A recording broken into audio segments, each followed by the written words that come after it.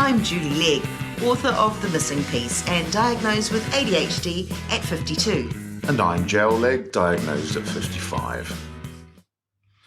Welcome to ADHD Difference. In today's episode, we'll be talking about ADHD and anxiety. You can have an anxiety disorder without having ADHD, and you can have anxiety because of your ADHD traits. So more often than not, in fact, in the States, they've said around 50% of adults with ADHD are likely to suffer from some anxiety issues. So we'll be talking about all things anxiety today. So this is just our perspective, our experience, our angle. Anxiety is such a broad subject that we are by no means experts on it. We're not doctors, we're not psychologists, we're not psychiatrists, we're just people who are unmedicated with ADHD who have experience of anxiety, and we can share some of those experiences we have. It is not by any means an absolute, this is how it is and this is how it's fixed and this is how it works. It's just our experience. I think from someone with ADHD, I think for me, anxiety is something that is triggered or potentially triggered in heaps of different situations. Perhaps that's the thing that defines it for me, is how easily or often it can be triggered.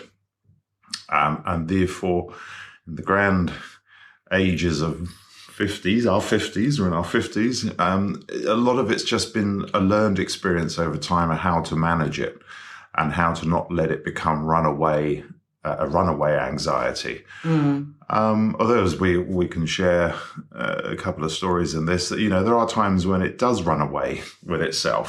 So we're not immune to it. There's no Zen magical answer to this. And if we can define what anxiety means to us, and it would be this nervousness, a fear or a worry that's quite ongoing or long-term, and it can be quite irrational or at least out of proportion with reality or that certain situation. And when we think about our ADHD traits, for me, and I think we both share this, Gel, that all of our traits lead to anxiety, you know, if we're not careful. And so an example can be forgetfulness. For me, I forget to turn the garden hose tap off. It's brought to my attention maybe days later or after sort of major plumbing issue. And then I'm really anxious now about water every time, you know, have I turned the tap off? What else have I forgotten to turn off? Do I double check the oven to make sure that hasn't been turned off? And then I worry about what a mess it would make, and is our insurance up to date? And I really over worry about something that stems from quite a simple trait. That's actually a really good one, because I think the worry there is, yes, you can rationalize the worry of what happens if with insurance and so on. But I think the real deep worry there is doubting yourself and wondering whether you can trust yourself anymore. You only have to make a mistake once and it can explode into a lot of self-doubt. A good example is we have a room with some important bits and pieces in there, and we have locks on the doors and the windows. And within that room, there's a safe. And that's where we can put things if we go out that we would like to be safe. And so I'm very meticulous with this, you know. And I remember one time we went out for a couple of hours and come back, and I'd completely left the door open and the safe door open. So it was completely pointless. And, you know, and then I doubt myself. That was the first time I'd done it in years. And I think, oh my word, I can't trust myself. So a huge amount of anxiety kicked in with that. It wasn't so much about what would have happened if that was the couple of hours someone decided to burgle the house and take everything. It was not the fear of losing things per se. It was the fear of not being able to trust myself to do something so obviously important, because we were in a hurry. But actually not that much of a hurry. It was just, I have to take that one on the chin. I just didn't stop for a moment. So most of the things I'm likely to mess up is less forgetfulness and not trusting trusting myself to go through a process and procedure, even if it's just slowing down a bit. And I think there's some areas that can trigger that too, external to us. I can worry all day long about things or things that I've said or overthinking that just goes a bit askew and a bit out of proportion. But, listening to the radio, for example, and you're being bombarded with all this talk of fear and catastrophe and crisis, and to take on board external challenges and issues can also magnify our own anxiety going on quite separate from that. Yeah, I worked out a wee while ago, actually, and I'm not the first person to work this out, that news on the radio or TV or in newspapers shares something in common with soap operas. Now, I'm not a fan of soap operas, never have been, but I have been in situations living with people who were fans. And so a particular soap opera, doesn't matter which one it is, would be on every night, 5 nights a week. And the entire premise of a soap opera is based around drama. Who's just slept with whom, who's been burgled, who's lost their job, who's this, and all the shocks and horrors. And that's what keeps you hooked. It's drama. So if you've got a relatively quiet life, you can enjoy someone else's drama. Julie's right. We started to notice every news bulletin will start at some point, some headline, fears of job losses, fears the next pandemic will be bigger than the last and we won't be able to do anything about it, fears for climate change, fears for, you name it. And it's a really interesting word to start because it's a very triggering word, fear. Now, I call fear of a fire starting in the house and it started. That's a real fear. Now I've got to get that little fire out before the house burns down. An irrational one for me is fear there's a spider on my shoulder. There's another story. That's a fear that I can feel. But in listening to fears of something happening to some people in a small community somewhere else, I feel sorry for them, but I can't take that fear on board. And so one way to stop triggering this anxiety, it can be triggered by this media that's coming at you all the time. Fears Russia's going to nuke London. What would happen if that happened? Fears of a change of election somewhere that's going to cause World War III, and so on and so on. You can't take all that on board. But it's designed for people perhaps who don't have anxiety all day long to be able to be excited by it. I don't know. Just on that, I think we can take that on board, but we shouldn't. Well, you know what I mean? Yeah. And if we have the capacity, and I do have the capacity to read these things because I've developed this sort of separation from them that I mean, I'm the sort of person that likes disaster movies and action movies. So I sort of put them in the same box, even though, of course, one's fantasy and one's real life. But they can be very triggering, I imagine, if you're young and you're hoping for a future and you're constantly being told things that will ruin that future or cut it short. So the first thing to look at is, are you absorbing too much of this drama and too much of this style of presenting news to you, which was not the case 50 to 100 years ago. And we know this because we've got old newspapers from the 1940s. And it's amazing to read what they were like. They didn't use adjectives and they didn't use passion and these entertaining descriptors to get your emotions going. They just reported on the story as facts. So journalism now is much like, in my opinion, much like entertainment. It's designed to elicit a response in you. And most of the time, it's anxiety, I'd say. Interesting too. I know, probably going off track a little, which, hey. But we say what's around us, it's there. It's all around us. Yes. No, what I was going to say is that, ADHD couple having a conversation, the odds are we will get to the point eventually, but it'll likely be non-linear. So going back to your point with the news, I think once upon a time, the newsman with a straight face will tell you life is grim. But also they don't they didn't change their emotion. They'd talk about a wedding and some volcanic eruption with the same expression.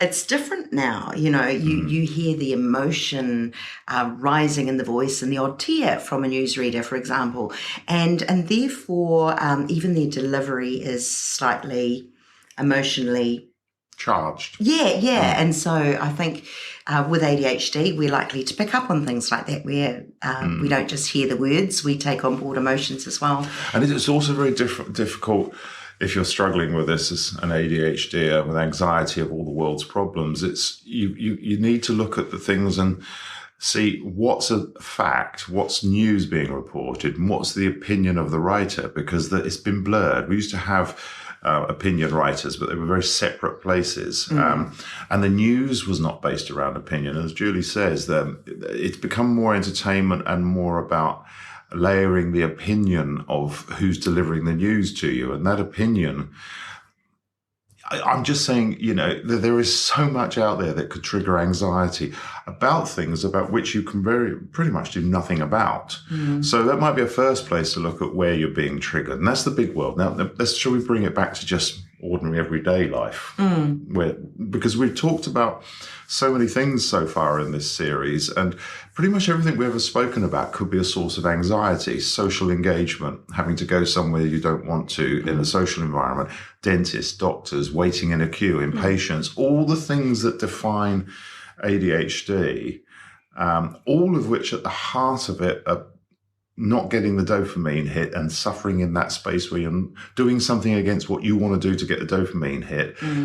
That, I think, is a big set of triggers for people with ADHD that will cause anxiety. Absolutely. And, boredom, for example, too. Boredom can feel like torture for us. But I think it's not just being bored, it's the anxiety that creeps in because of the boredom. You know what I mean? So it's almost like all roads lead to anxiety, potentially. Now, as I said before, 50% of adults with ADHD will experience anxiety as well. So there may be some going, no, I don't get anxious. Yes, I'm late, but other than troubling for a short period of time, it doesn't create any issues for me. And I wanted to talk about how with misdiagnosis, we were both diagnosed as adults, and throughout our lifetime, I know I certainly was offered depression medication.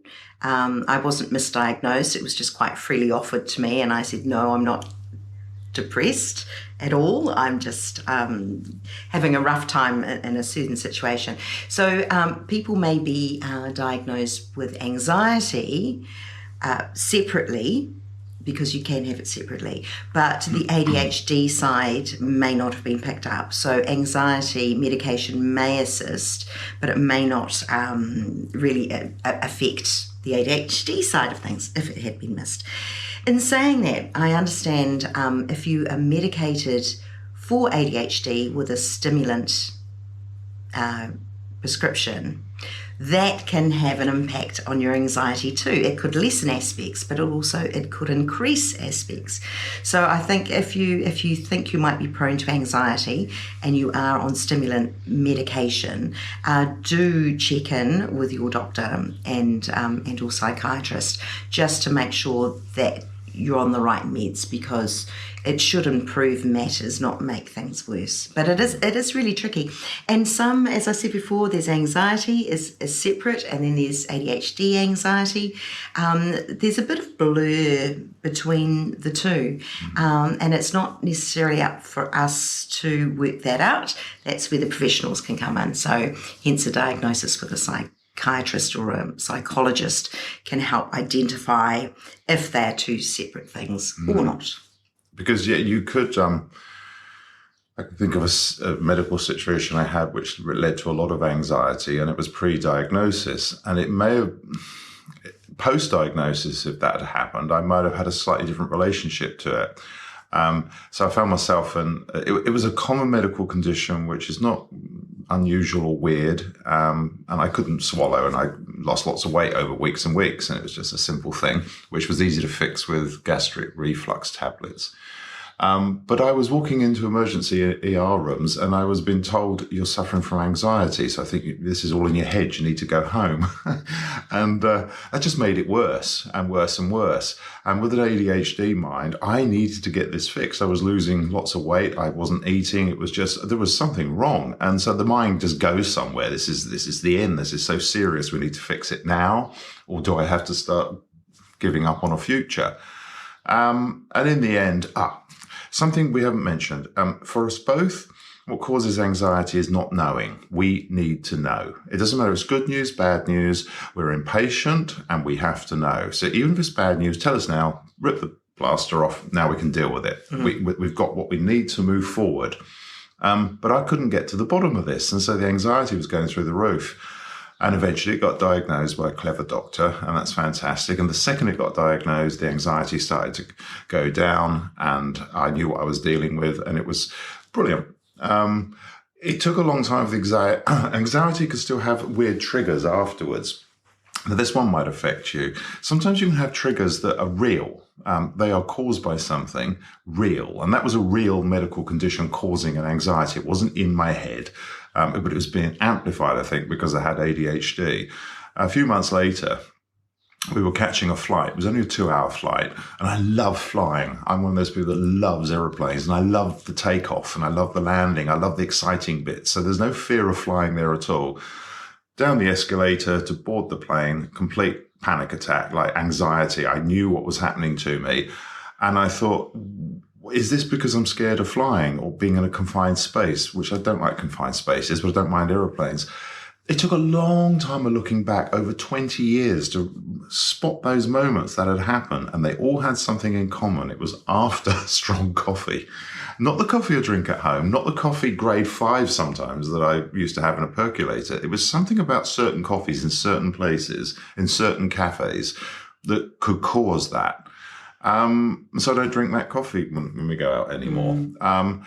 You might find it could be something really simple somewhere, but in that moment, your world comes crashing down and it feels like you're going to die. All the physical or psychological symptoms of anxiety, the heartbeat, the tight chest, everything, abject fear, which I put on the same scale as finding out there is a spider on your shoulder. I mentioned it earlier, which I found out the other day. And what kicks in is utterly uncontrollable if you have a fear of spiders.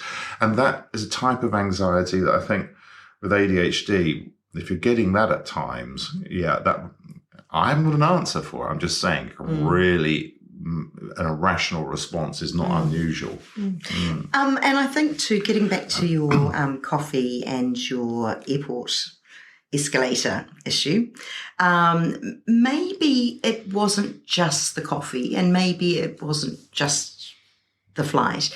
Maybe it's the combination of a whole bunch of things, making sure that we get to the gate on time.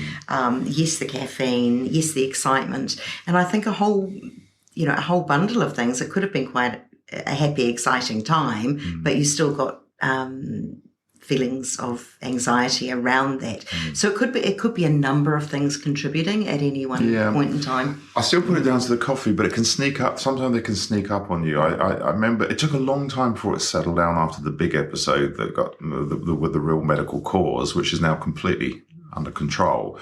It took a long time. It took a few years. You could suddenly be sat there just working away quietly, and suddenly it comes on you. So here it is. And I learned to separate it from me, thinking it's something else, and it'll come and it'll pass, And I do the breathing exercises or just try to think of something else, and it goes. Interesting, eh? So there's lots of approaches to anxiety. Another one is this cognitive anxiety. What I've just described is not cognitive. I don't think myself into that position. It literally, I could be very happy, blessed, feel life is beautiful, in a happy day, good mood, and it just whack, it hits me. Then there's another one that's, I think, more of a cognitive anxiety, where you start fixating and going around on loops on something that is a reasonable worry. It might be finances, it might be the idea you might be made redundant, it could be debt, it could be all sorts of things. And we were talking about this earlier. One of the ways to deal with that is actually to go and talk to someone. And it doesn't always have to be a counsellor. Sometimes it can just be someone who's got some wisdom. And my experience has always been try and have someone in your life, if you're lucky enough, that's 20 or 30 years older than you that you can talk to. I've never really found it much use talking to people my own age, when I was younger especially, because we're likely to all be in the mess together. But someone older can be very good at just putting a bit of perspective on the situation. They've been through it and come out the other side. That's where the hope lays. And perspective and just fresh ears too. So if they're hearing your problem for the first time, they might be able to put it into perspective. Is it really as bad as you're saying? And there are things within our control and beyond our control, and what can we do about it? And sometimes this second person, just to bounce off some ideas, is really very helpful, because when we talk about overthinking, and we're really good at thinking in loops, it almost stuck in loops. And we almost need a break out of that loop, otherwise it can just keep on going. And another way of dealing, if you're not fortunate enough to have older people in your life, and in our case, the number, because of our age, is shrinking. People who are 30 years older than us, there's not too many, as many as there used to be. If you're in your 20s, you'll have parents of friends that you really respect, that you could talk to all sorts of people. One little trick we do if we're in a situation where we're really struggling with something that could cause us lots of anxiety is we'll sit with each other and we'll say, what would this third person over here, it doesn't exist, it's an imaginary person, what would they say? Let's get them analysing and talking back to our situation, and they would point out all the positives and what the blessings are and how things are good. So it's a sort of cathartic approach to externalising the problem. You can do this as a pair too, into what would they say, and be honest with yourself. Don't bias it. Listen to what that third person would say. And that may sound slightly odd, but it is a form of catharticism, as is the same as writing down all of the worry and all of the problems and all the issues, and then over here, try and find a positive list. It isn't then, the positive list is bigger than it can be shorter than the negative list, but the process of writing it down or externalizing it starts the process of reducing the anxiety. That is really good, and we've put it into practice many times too.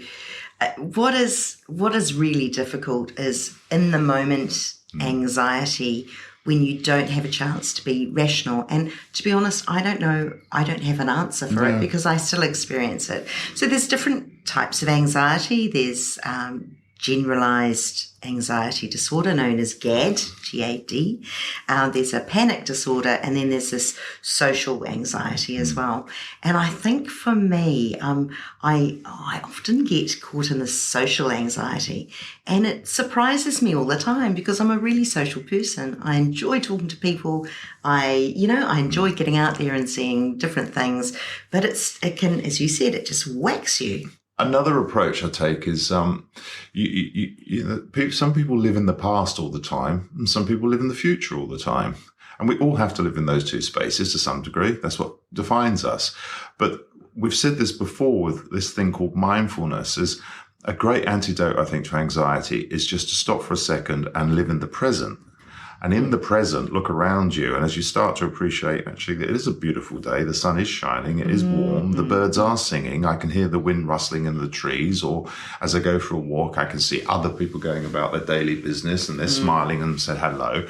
All these things, they're a great antidote to anxiety, because clearly there's all sorts of anxiety that can come from the past, living in, well, we've talked about lots about things we should have said and done, the mistakes we made, all the results of ADHD, or not sometimes. And then the future is full of fear and the unknown. And we are people that have to know. We just don't like the unknowns.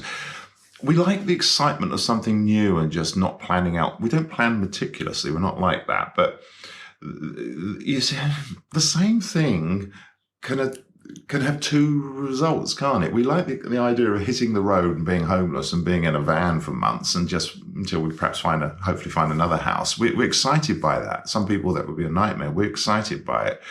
But not knowing when we're going to be able to sell the house, not planning, that is just really causing a lot of anxiety, because we're stopped from that leap forward into the great unknown. I guess it's all about, whatever age you're at, is recognizing your strengths and weaknesses, recognizing where something is exciting and isn't anxious, and something is anxious and not exciting. And sometimes it's hard to know which is which. But the more you can get to work out what the triggers are. Yeah. I agree. And it's a bit like our traits. When we're experiencing them, and the outcome may or may not be anxiety, but let's say it is. Just to stop and go, I recognise those feelings. I'm feeling anxious. First of all, acknowledging that, and then why is that? Why is that? Why is it making me, just feel restless and concerned and over worrying, and that in itself, answering your own question may help you resolve it. If you're anxious because you're bored, well, why, can you do something about it? No, you're still waiting for the doctor, but you can momentarily and think of something to do in that moment while you're waiting. Can I just say on that one? Yeah, there is no one size fits all when it comes to anxiety and ADHD. This Saturday, I'm going to do a bungee jump. I'm not. I would be so scared. I can't imagine how awful that would be. But if you're into bungee jumping, this Saturday, I'm doing a bungee jump. So one is anxiety and fear, and I wish I hadn't said I'll do this. And the other one is sheer excitement and dopamine hit that you can't wait. I wish Saturday come round. They're both the same event. It's how you relate to them. Yeah, definitely. And that's an extreme obvious one, but the same thing can happen to this Saturday. I've got to go to a barbecue with my friends or my parents, or Monday I've got a work appraisal. All these things is you finding out about yourself and working out how you relate to them is a really good start to recognizing which one is interesting and exciting and which one's a cause of anxiety. And I think one of our ADHD traits is, as well as overthinking, it's problem solving. And part of those things is that we're very observant and aware, and we pick out detail and we pick out this, and we almost put together this puzzle. And in the void of knowledge, we can sometimes create our own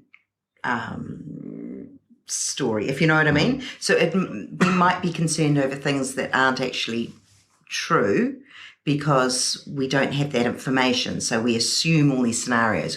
What if this happens, and what if that happened? And we've got this uncanny ability to be able to piece it all together like a puzzle and come up with a possible conclusion, which might be not reality. It might not be as it may seem at the time. Another way of putting it, I think, is to say that ADHD folks are known to be quite creative, and a precursor for creativity is imagination. And overthinking and imagination are sort of pretty much the same thing, really. And so our wild imaginations can dream up all sorts of scenarios that increase anxiety where the reality is a different place. And so, again, having someone in your life who perhaps is a little bit more logical and a little somewhere down there that can see things a bit more coldly for what they are could be a useful person to talk to. Anxiety, eh? It was a worry even thinking about doing this one, because I joke, but it was actually, because, usually when going into one of these chats, it's like, yep, I've got lots I can say about that. And then on this one, I started off thinking, I don't know that I've got much to say about this. In fact, I've got heaps I can think of and say about it. But the way I relate to anxiety is I try to live in the present as much as I can. So there's a lot of trying to just keep the anxiety, over there under wraps, because I can invite that anxiety in and it will take over. And I don't want that to do. So almost talking about it is a little bit sort of anxious. It was really, that makes any sense. You've also got a situation too where you struggle to take on board other people's problems, and it may come across as really unempathetic. Yes. But my understanding is that you've got enough in your mind, on your plate, so to speak, that you're thinking about, and taking on board others. It's difficult to do that without adding to your pile, if that makes sense. So, to clarify that, if someone comes at me with a problem and they ask for my help, I'm first one in to help and offer some advice and think through and give them some different perspectives. And brilliant if it works. Where I cannot do it is if they come at me for the 10th time with that problem and they're going through loops. If they're going through loops, just consuming advice and not progressing and not listening to anything that was said before or trying any suggestions, then I can't get involved in that. I have to protect myself by backing off. So, otherwise I get sucked into their way of thinking it. And if they're not changing, then I can't do anymore. This for someone else to offer some advice. And the odds are that the person may have been around 3 or 4 other people asking for advice and getting the same advice and then trying to, I just can't get involved in that because to some degree, yes, not empathetic, but there is another thing where I can very much feel other people's pain. If someone, I think I've mentioned this before, if someone describes me, then I fell off the ladder and I broke don't tell me anymore because I can feel it. I can empathise to that feeling.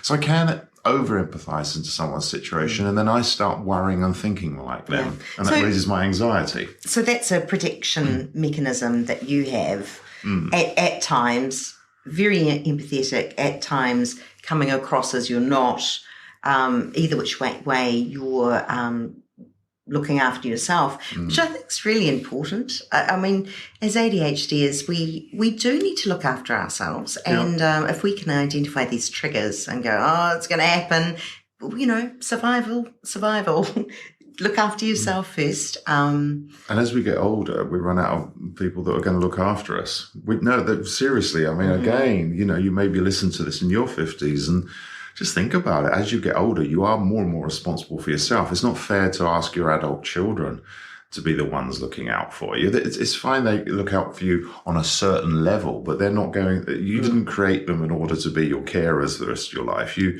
do have to try to find a way of. But you are then blessed on the other hand with a lifetime of experience, and from that hopefully should come some wisdom at later stage life. Is it easy? No, it's not easy. Is it doable? Yes, on some levels it is doable. Do we have magic answers? No, but these are just tips that have worked for us, and we still live by these suggestions we've made, and will continue to. So to sum it up, really, again, there's anxiety, doesn't have to be involved with ADHD. ADHD doesn't have to have anxiety, but there is, in most cases, anxiety attached, but they can kind of work together as a double whammy. You can be medicated for either, but just keep an eye on it. Because it actually can trigger some more emphasized anxiety. Not everybody, lots of people with ADHD goes through it. Identifying when it's happening and what's triggering it is important. And this idea of mindfulness to try and get us out of that loop. And talking with other people really helps put a new perspective on it all. So thank you for listening. This is ADHD Difference, and you've been listening to ADHD and Anxiety.